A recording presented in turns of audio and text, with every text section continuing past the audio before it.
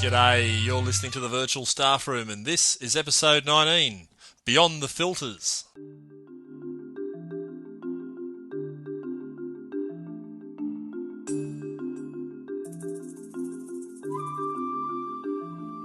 Well, welcome again to another episode of Virtual Staff Room, and in this episode I get to have a chat with Carolyn Foote. Carolyn is a teacher librarian from Austin in Texas in the United States.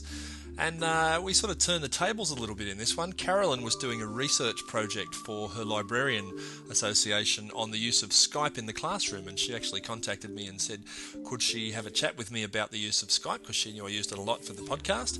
And we had a long chat about it, and I said, look, seeing you're interviewing me, could we turn the tables a little bit here and perhaps use this as an episode of Virtual Staff Room and kill two birds with one stone? So that's what we've done. So in this episode, Carolyn gets to ask a whole bunch of questions of me, and it turns into what I think is a really quite an interesting chat about the use of technology in schools, and we kind of delve down a few rat holes here and talk about the use of filters and the use of Skype and different techniques for recording podcasts, and we end up getting into some, I guess, reasonably deep and meaningful discussions about the broader purposes of education generally. So I enjoyed having this chat with Carolyn. She's a great lady. We met while we were working together on the K-12 online conference this year, where we were both working on one of the subcommittees, and really enjoyed working with her, and certainly enjoyed having this chat with her. So without any more chatter, let's get stuck into it and get into this talk between Carolyn and I, where we explore life beyond the filters.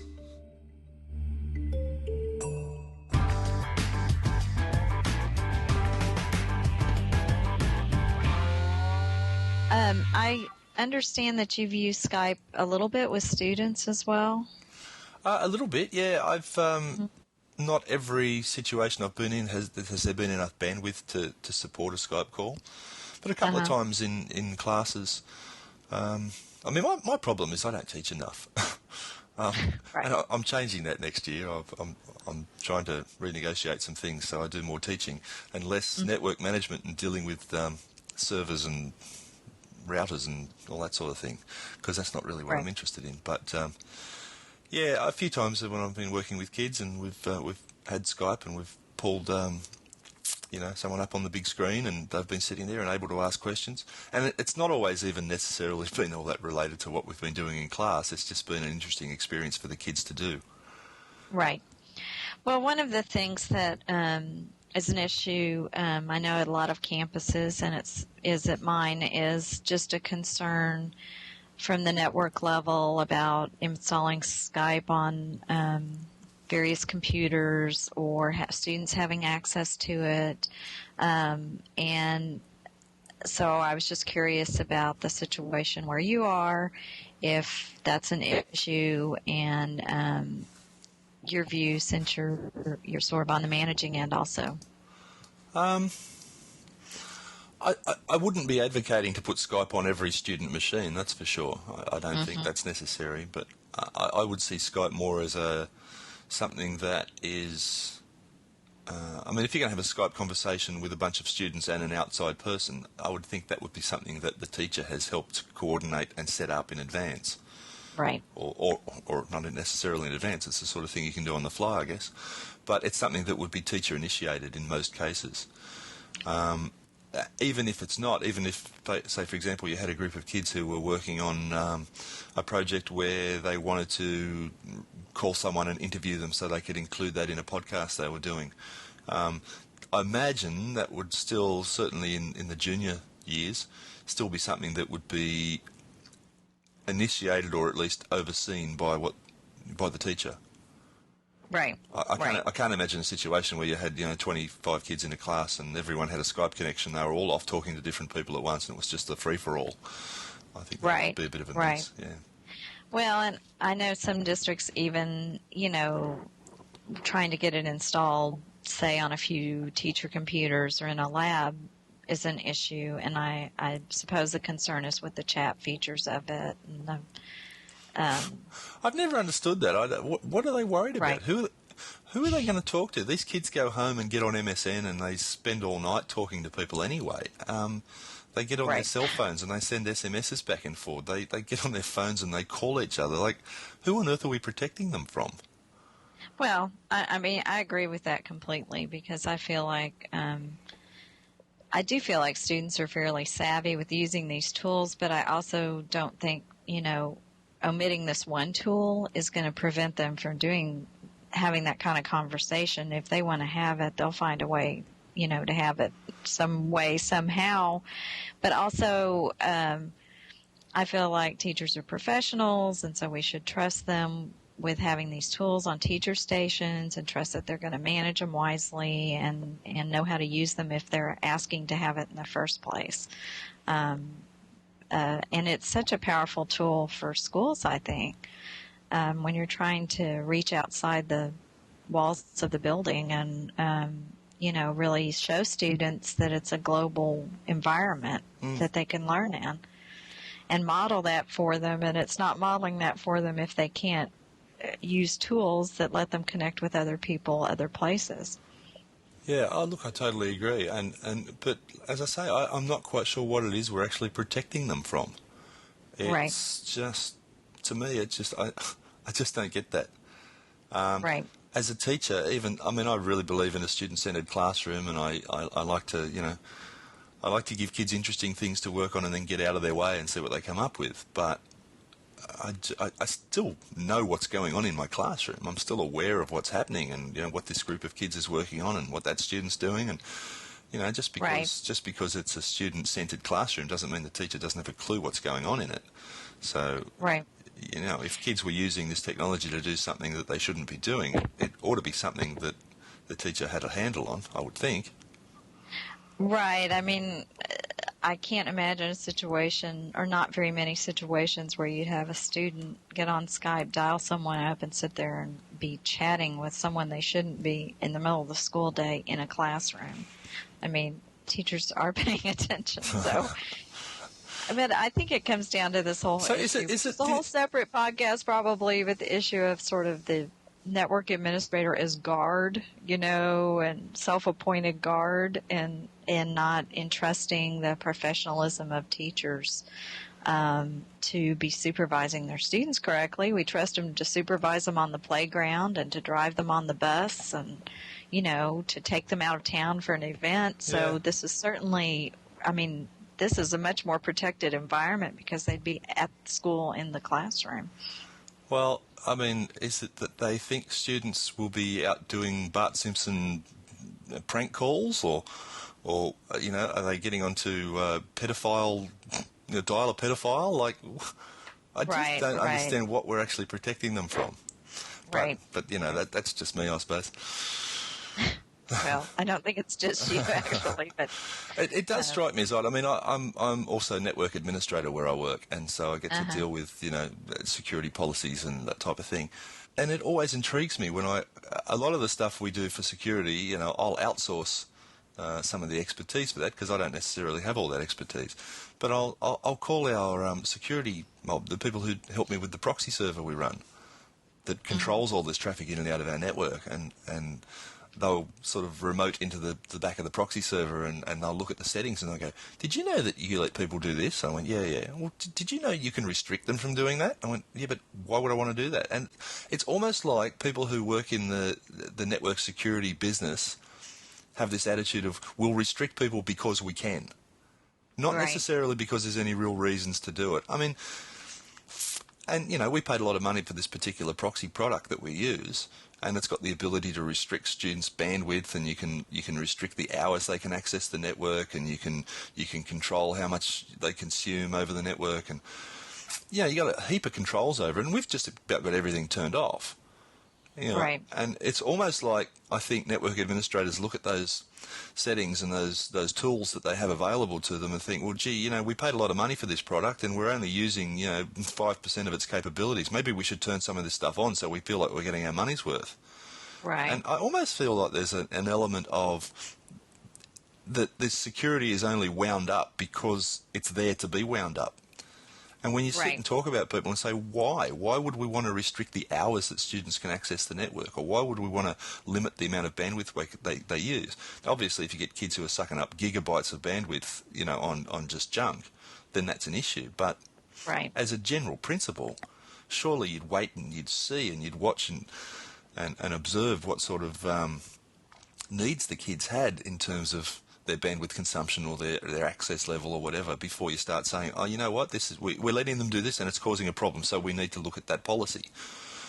Right. And I think too often that's the problem. There's not a policy and the filters put in place, and it has all the features, as you said, so they automatically the features are turned on right when the software's installed. And so, there's not the policy developed first and then the software comes second. It's the other way around.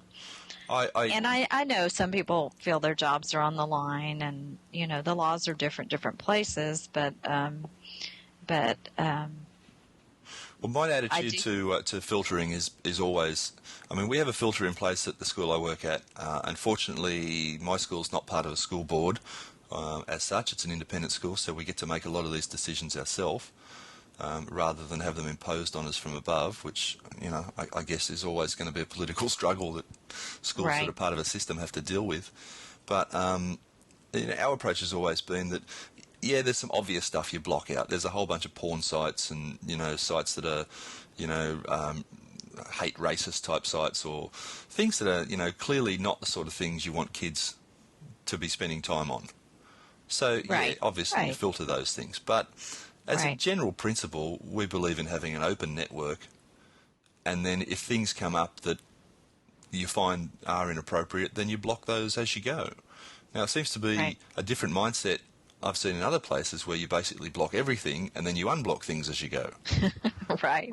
And I agree with that. And I also think sometimes the filter is used as a classroom management tool, when really what needs to be happening is, like with the bandwidth issue you mentioned, a lot of times, the complaints we get are the students are in a lab and they're all doing whatever, playing fantasy basketball. And, but to me, that's a management issue, a people management issue, where you make the students know that that's not the best use of, their time or the network, and not an issue where you really need to go in and block the site. Well, anytime whenever I look at an online, how I'm going to make a decision about how I manage something online, I'd always look at how would I make that same decision offline. So, can you protect students from, walking into a news agency and picking up a Playboy magazine? Not really. So, what's better is to teach them the appropriate behaviour. Right. And I don't know. I just think it's all about education, not just putting blocks and policies and filters and things in place, because as soon as the kids leave the school environment, those filters and blocks and policies aren't in place anymore, and they end up doing whatever they want. Whereas if we're teaching them to be responsible adults who make sensible decisions, I would think that's a much smarter move and probably more in line with what we teachers are supposed to be doing. Right. And, I think it's about teaching good habits of mind, like you said, so that they have wise uses of the tools and the internet and their access, and they'll carry that forward with them into college, into the workplace, and use things ethically and appropriately, and we're not doing them any favors if we aren't teaching them how to do that. No, I don't think so either. The other thing that strikes me though is, and I wrote a blog post on this recently about it was about plagiarism, because most of the times I see kids plagiarising stuff, it generally, if you go back and look at the task that they were given by the teacher, it's a pretty lame task that really lends itself to being plagiarised, and that's a whole information literacy issue. But I think if you've got a bunch of kids in a classroom who just want to sit there and play games, or go out to flash sites or chat inappropriately in class if they can get away with it, then what's going on in that classroom that's causing the kids to not be engaged with what they should be doing? So, I'd be taking a step back at that and going, if I had a class of kids who, as a collective group, were consistently off task, you'd got to look at the task and say, what is it that's not so engaging here, and how can I change that?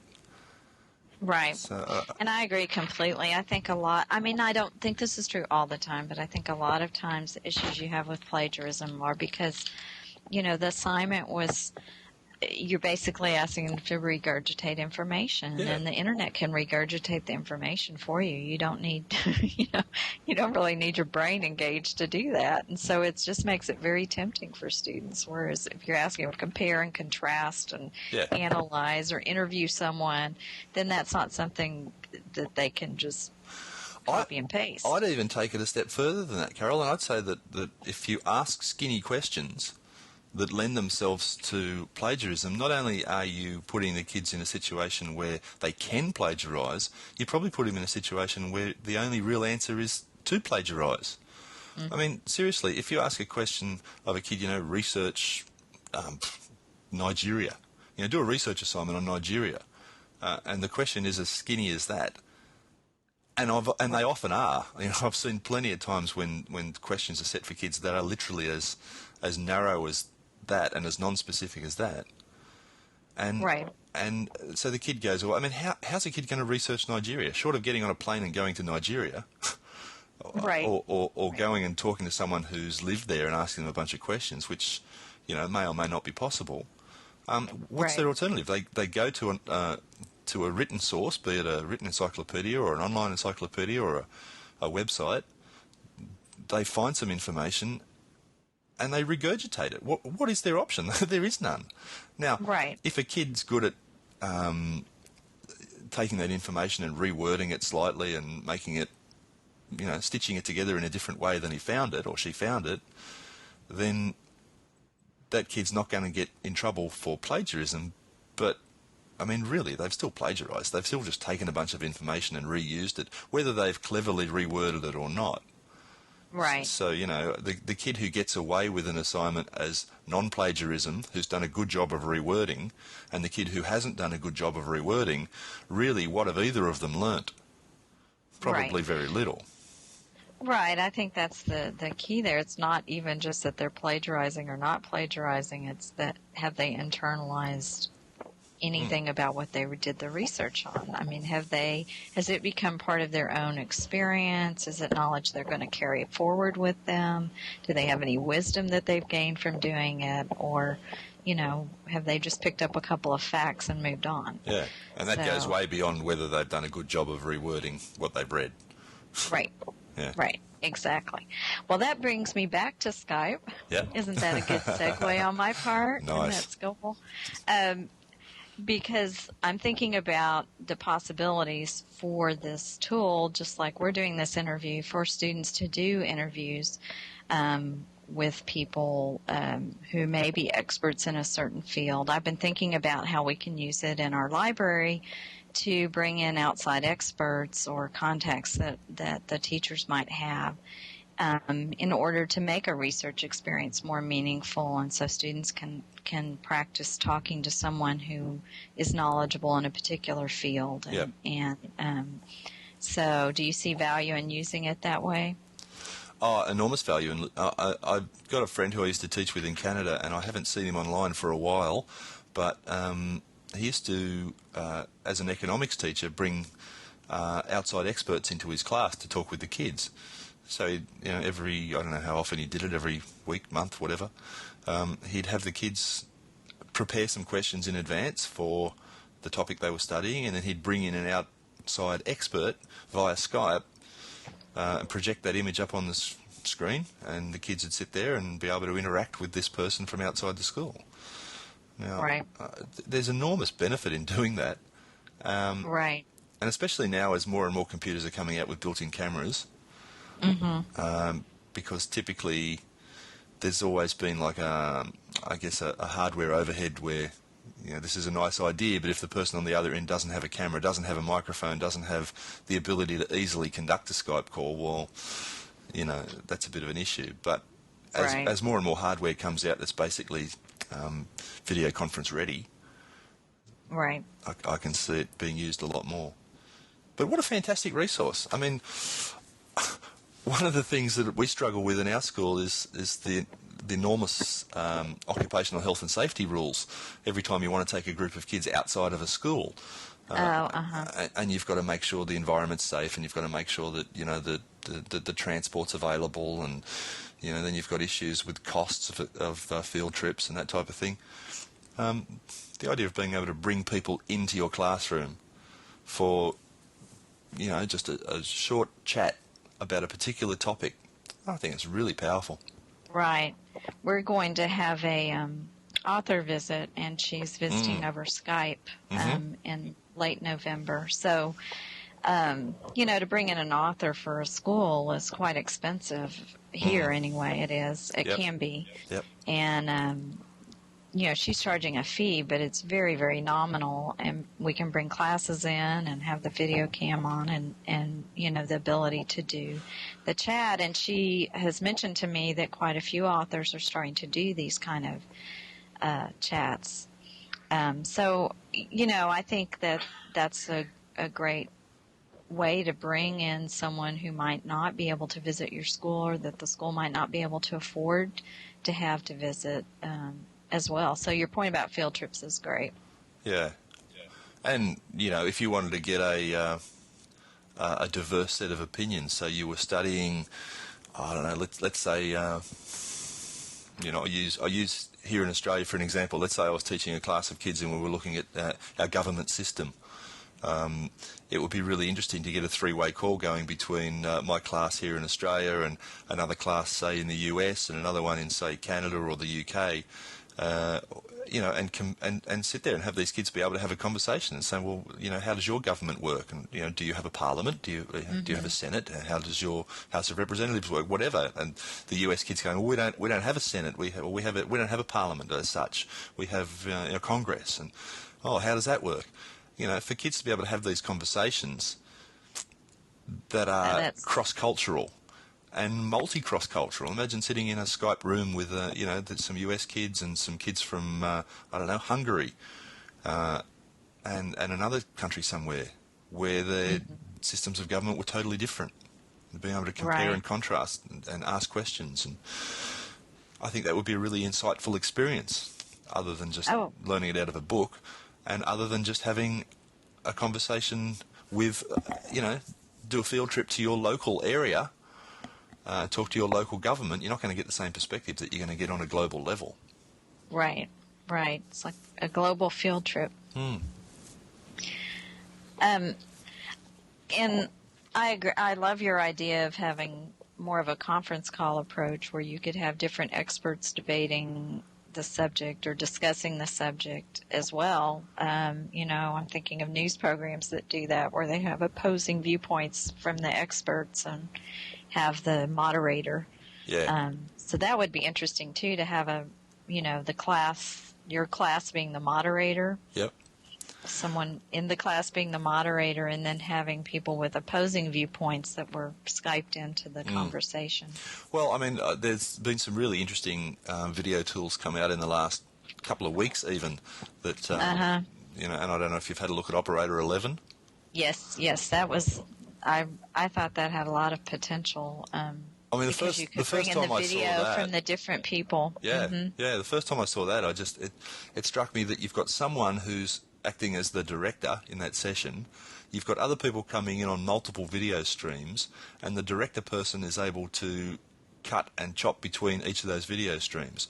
So as the director of that session, you can say, let's hear from person A, and you hit the button and flip to person A, and their video comes up, and they say their bit, and then you flip back to the director, and you see their video, and then you say, let's hear from person B, and cut and go to them.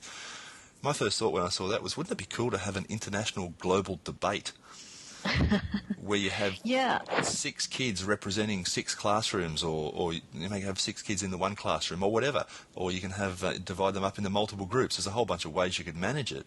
Right. But this idea of getting a group of kids and using some sort of a collaborative tool, and I guess a wiki seemed the obvious one to me, where you get these kids to spend a week or 2 weeks or whatever preparing their case for or against a particular debate topic using a wiki, and then when the time comes for the actual debate, the teacher or some nominated student moderator moderates that debate and calls in one by one the speakers of the affirmative and the negative.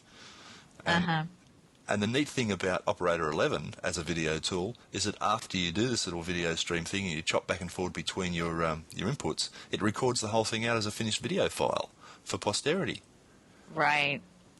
That would be powerful. Yeah, I think there's some really neat uses for that. Yeah, and, I think a tool like Skype, Operator 11's another great way you could do it. I think there's so many tools coming out now that there's going to be, if one's blocked at your campus, there's another one you can try. Yeah. It may not work exactly the same or have the same impact, but I think there's a lot of different options. And one thing I like about Skype is it's pretty ubiquitous. I mean, a lot of people use it globally, and so it's something that people tend to have access to, at least on a few stations in the campus. I wanted to mention something. I don't know if you've seen this, the Economist magazine is doing a series on their website. It's similar to what you were talking about with the debate.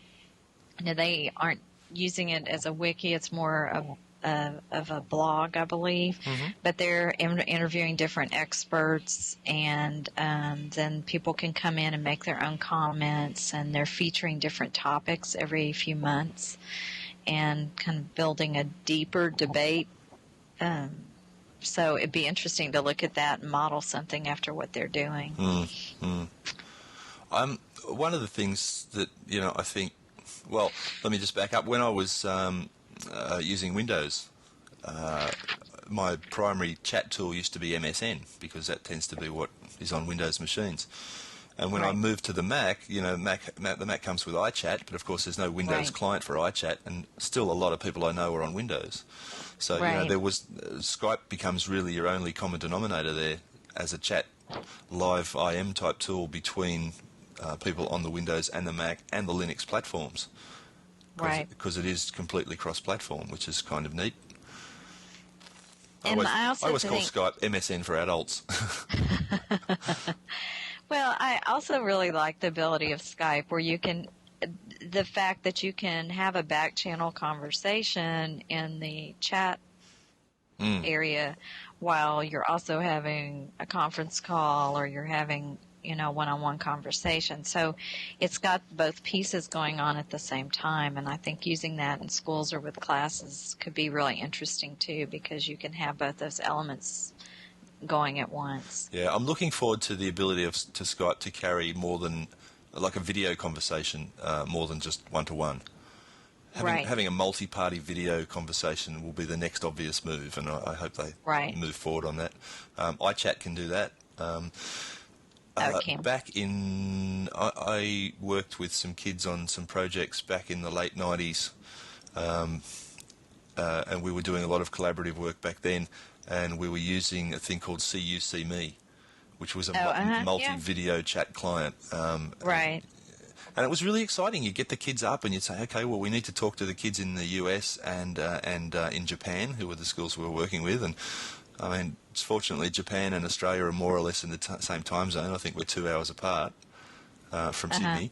But the US kids, it was hard for them. So sometimes, we'd have to come into school really late at night and we'd pull an all-nighter.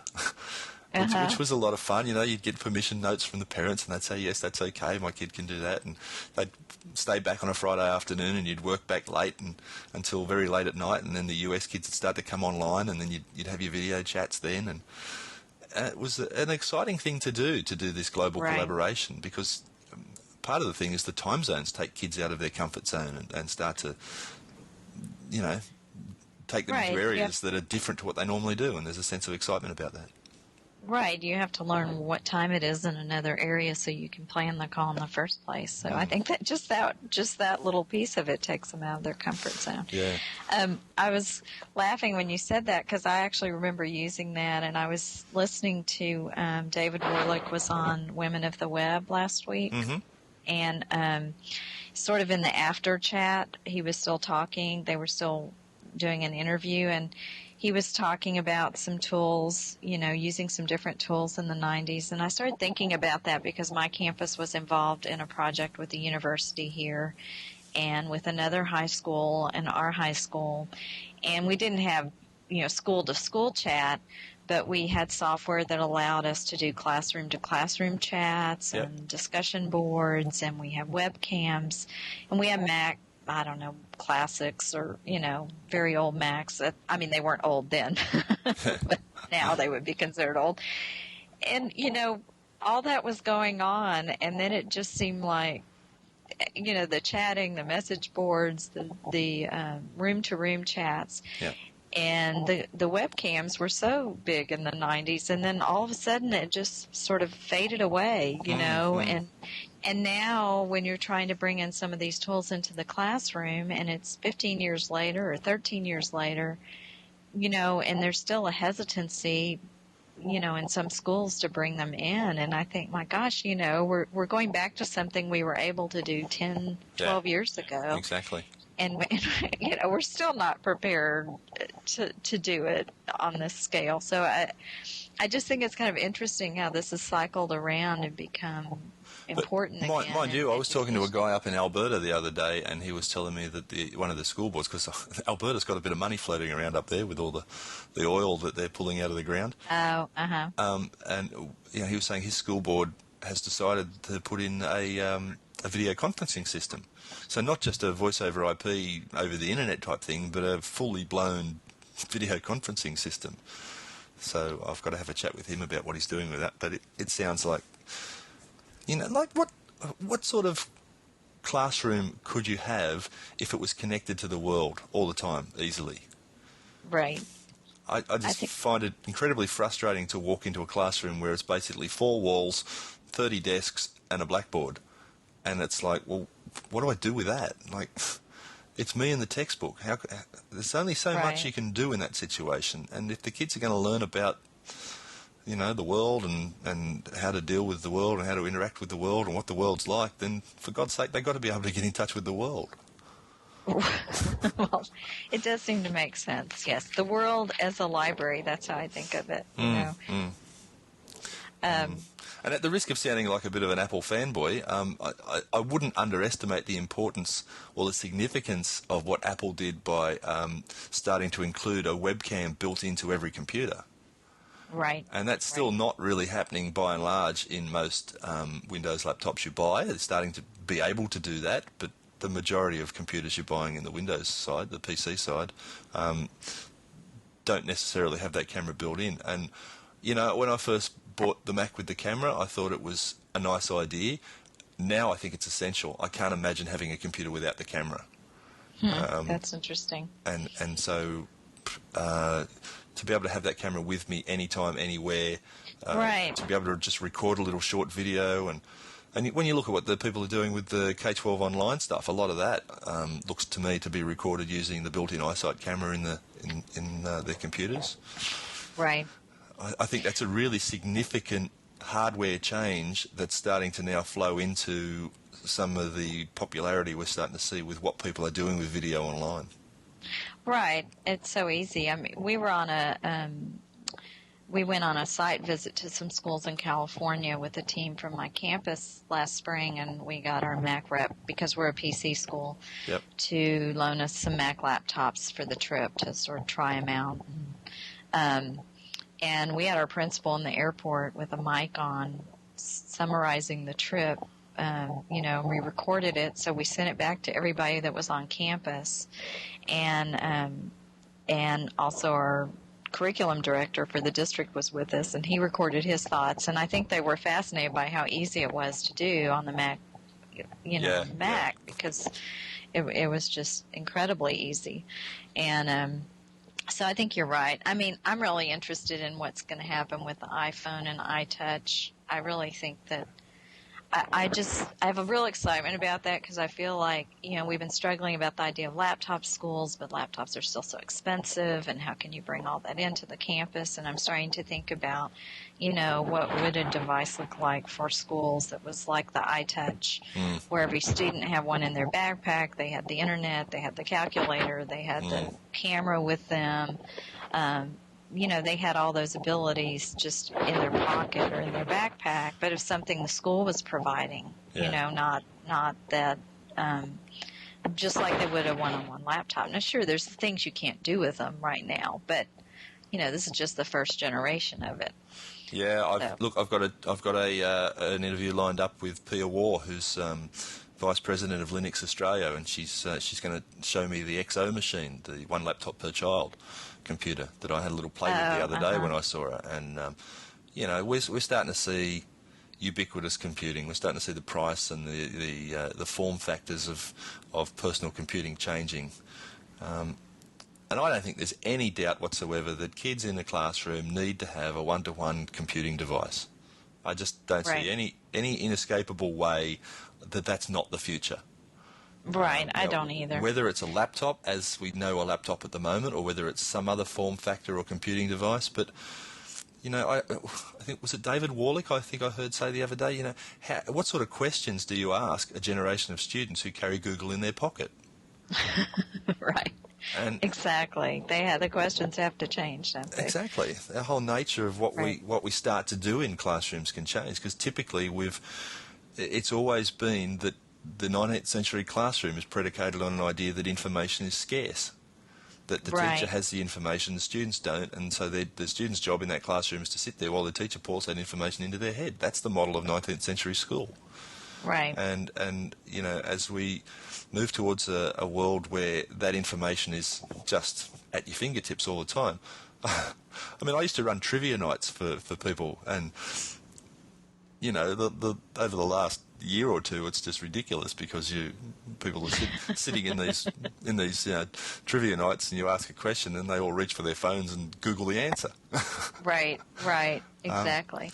I think libraries are facing the same issue because, especially school libraries, because of their size, until recently, it has all been about gathering enough materials, bringing in enough books so you had enough things on all the different subjects that you might need for research papers that might come up. When I first started in the library, we clipped articles out of the newspaper and put them in little folders and labeled each folder with the subject, because we didn't even have, this was pre-databases, pre-internet, pre-CD-ROM. You were Google before your day. Right. Well, and I mean, lots of libraries did this and ordered pamphlets from government agencies, because you didn't want a student to come in. That's what you did. And you'd have to give them an answer and say, I'm sorry, we don't have any information on that topic. You have to go to another library. And so the topics you chose would have been all the topics that you knew were in the syllabus. Sure, and now, it's sort of the opposite issue, where we're trying to work with students to filter through the information, because there's such a wealth of information, freely and readily available. In addition, we have databases that we pay for, and so it really is, our problem has completely flip-flopped, and so you really have to approach it completely differently. And it's changed the whole nature of what information actually is about, and therefore the whole notion of what literacy is. Right. Literacy used to be the ability to read words on a page and make sense of them, and it's just so far beyond that now. Right. I definitely agree. And, I think tools like Skype that let you bring in outside experts are so readily available that we're really doing students a disservice if we don't have the ability on a particular campus for them to do that, whether it's Skype or some other tool. I just think it's really important that they have the ability to access those outside sources, not because they can't find things by Googling, but because I think it's different when you talk to someone, you ask different questions, you learn interesting things that you wouldn't have thought to ask. It's just a different process. It is. And there's something about that digital process, and even something as simple as, in a class talking about families, talking about what life was like when your grandmother was a girl. And you say to the kids, I want you to go home tonight and I want you to talk to your mum or your grandmother and ask them these questions and come back tomorrow and tell us what they said. And how much more powerful would that be, and what a different learning experience that would be if you said, okay, kids, here's a voice recorder. I want you to take this home tonight. I want you to interview your grandmother. And when you come back tomorrow, we're going to take this and we're going to turn it into an information product. Right. And you have to think about So then you got to think about, what am I going to ask? How am I going to engineer the answers as such? How am I going to steer the conversation in a direction that makes sense, so that when other people listen to it, that I can do something with this. They start to think about the information not just passively as they gather it, but proactively as someone who is going to later on have to edit that information or manipulate that information somehow. Right. If you've got to take an audio interview or a set of photos or a piece of video footage, and that later on you're going to have to edit that in some way that makes sense to someone who watches it, I think you start to look at that information and that primary source slightly differently. Right. I think you're a much more active participant in the information gathering part of it. Yeah. Because you realize you're going to be molding it, so you're really having a more thoughtful and mindful role as you're working with it.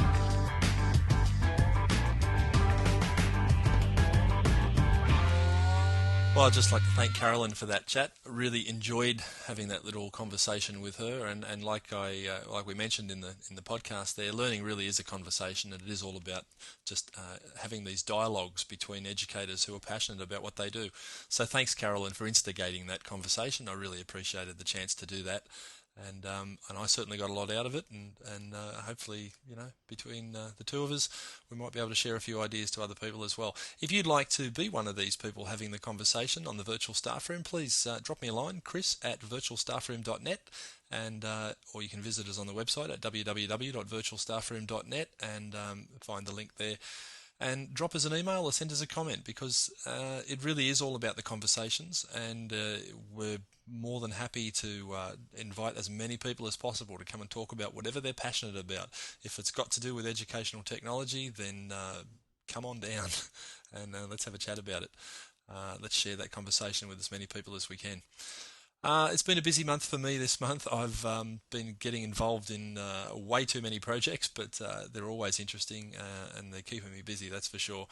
And I've managed to resign from my current teaching position, and I started a new school next year doing some specific ICT integration, so I'm actually pretty excited about that and looking forward to it.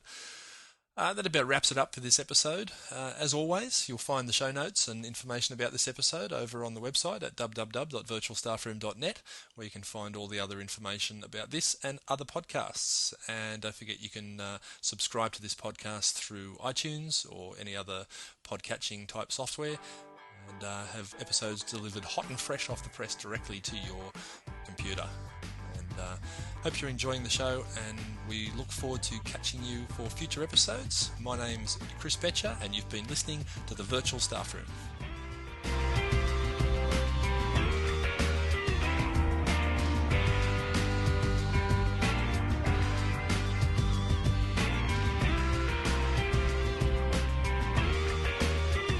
I was a little nervous at the beginning when you were recording me, because my family's sitting here watching me. So, normally when I'm on a Skype, everybody's not in the room. It's everybody's looking at me the whole time, so I was feeling like a complete nerd. So.